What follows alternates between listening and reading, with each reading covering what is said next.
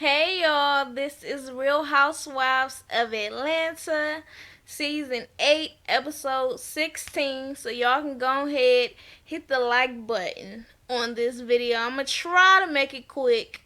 Um the link to the full episode is on MrWorldPremiere.tv.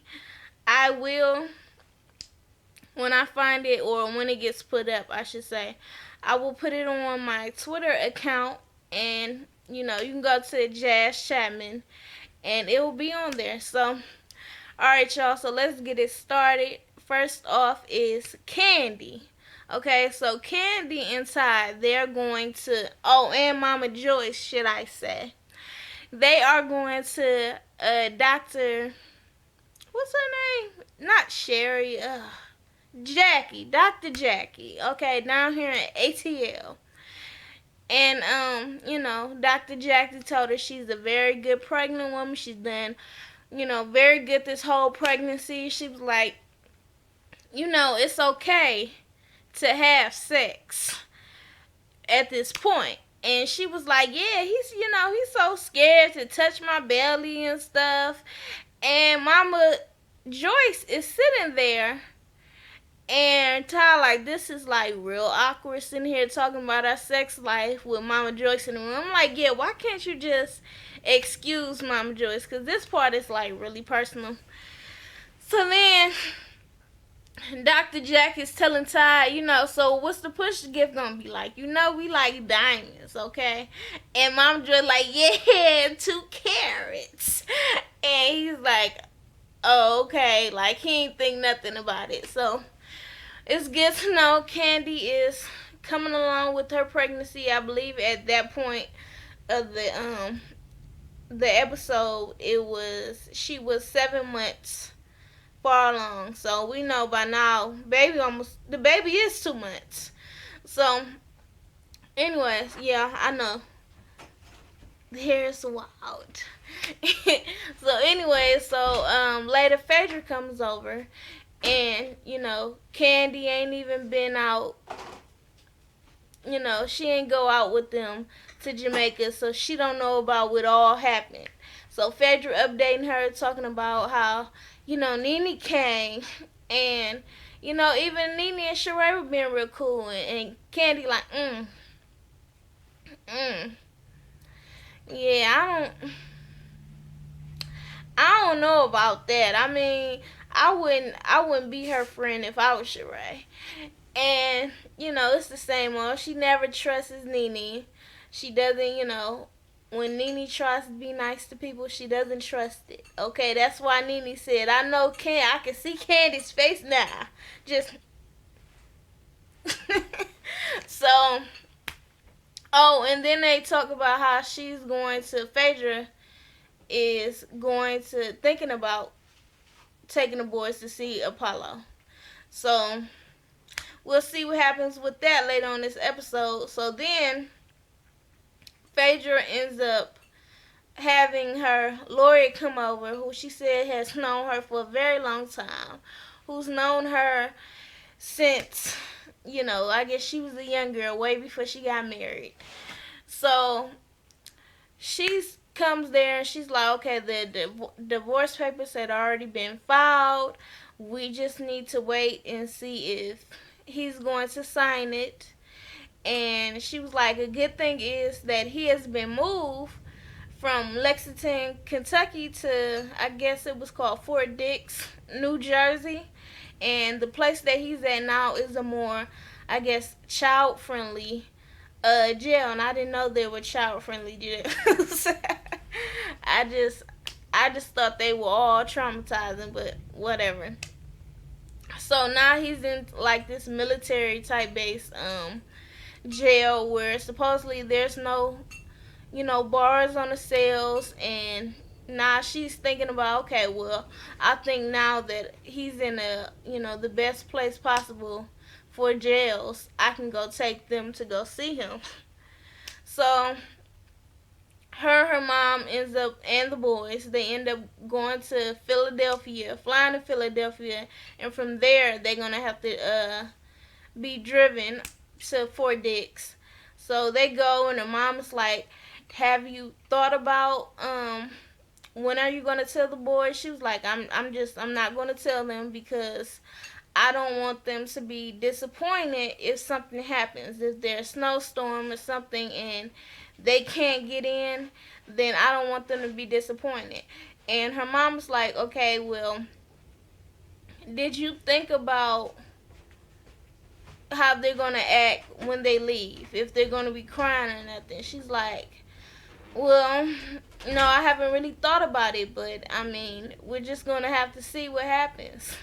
So they end up going early in the morning.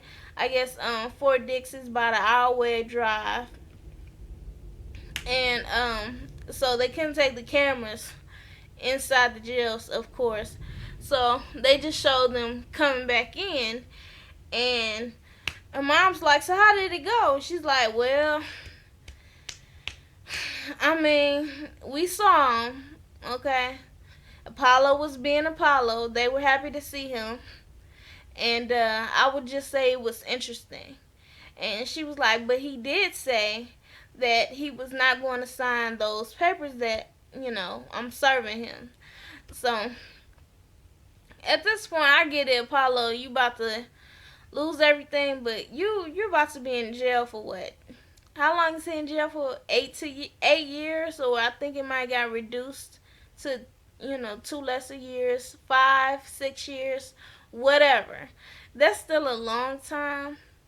You did make this decision without even telling your wife anything, and now you're gonna try to hold her back with not signing the papers.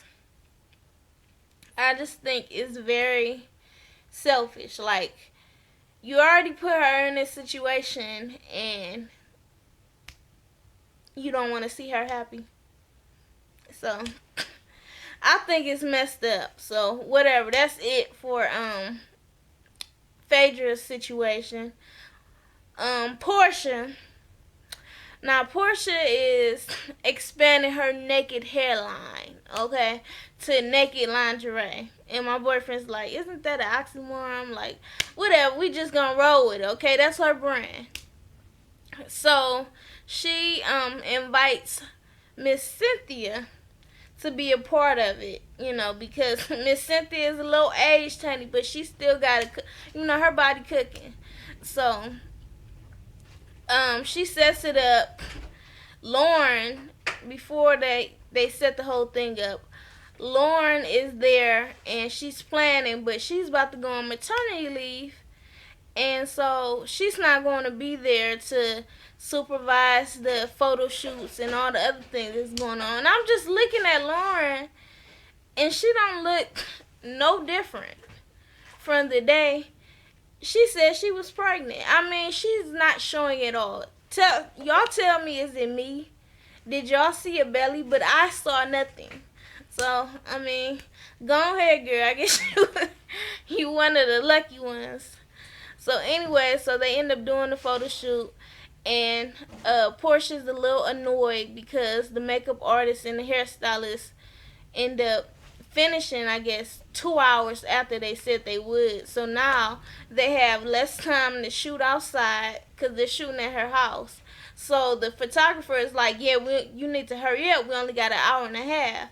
So she goes out, do some shots, and he's like, "Yeah, it's it's too late now. Now we're gonna have to take it into inside because the sun is going down. The pictures aren't bright enough." So I'm like, dang, she do got a nice house and the pool area and stuff. Some of them pictures would have looked really nice. So she goes in and she tells Cynthia, "You know what, Cynthia, we can't do it because, it's getting too dark. So, what I want you to do is take some pictures inside, and I want you to just be like walking, carrying roses and dropping." And she's showing her what to do, and I'm like, "Okay, Portia, I see you, girl. You see, everybody be doubting you, okay? They be thinking that you dumb, girl. I see you on your boss stuff. I feel it."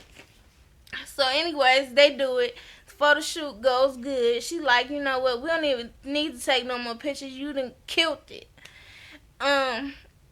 Speaking of that, I forgot to mention Kim Fields called Cynthia into the office because she wanted to show her the commercial. Now Cynthia loved it. She's like, okay, this is great. She's like, all right, so we just need to find somebody to do the voiceover. She was like, you know what?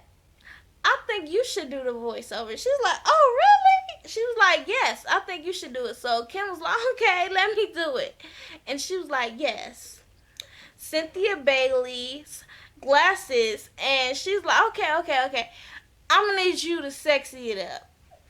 So Cynthia is trying to, turn Kim into this sex kitten on her little commercial. Now she needs to do it in real life. Okay? I think a little makeover for Kim or whatever, especially with Cynthia being a supermodel, would be fun. But so that was cool. I liked the commercial. I saw some people, I guess Candy posted the commercial earlier, and I saw some people say, oh no, it was cheesy, it was corny, it didn't look professional, you should have let Kenya do it, and I thought it was cool. So it looked like one of those commercials I see on TV. There are plenty of cheesy commercials on TV, but it was fine. I didn't see much of Sheree and Nene in it, but everybody else in there, it was cool. So that's it for that. She's happy. I feel like I'm forgetting somebody. I talked about Portia, Cynthia, Candy. Oh, Kenya. Speaking of Kenya. So Kenya is taking Matt, old musclehead Matt, to her new house where they still fixing it up. It's been 5 months. Remember they had that whole little bet, her and Sheree? Oh, okay, let's bet on our house being ready by Christmas. It ain't done. Kenya was talking all that stuff about how her house is going to be done in 3 months, and it ain't. Okay? And then she gets in there and she's like, yeah, well, I had to fire some contractors. I understand that. So then she's like, yeah, so, we just about done. All we need to do is the kitchen, the living room, the bedroom, the dining room. Like, basically the whole damn house needs to be done. When I looked at it, I was like, what is she looking at? It's nothing done. It is nothing done. They only got the frame. But, to each his own, huh? So anyways, so Miss Lori, Aunt Lori comes over, and she, is meeting Matt for the first time. And, he's showing her around or whatever. And Kenya's like, Matt, why don't you go check on the contractors? And then they're talking, and she's showing her around. And she's like, okay, enough with the house. I want to know about him. Okay, because you used to dealing with men that, they got some money. So, I mean, what you going to do about this? And she's like, well, I am not going to take care of any man. I've always said that. But, I mean, I know I'm going to have to deal with some shortcomings, and I guess this is just one of them.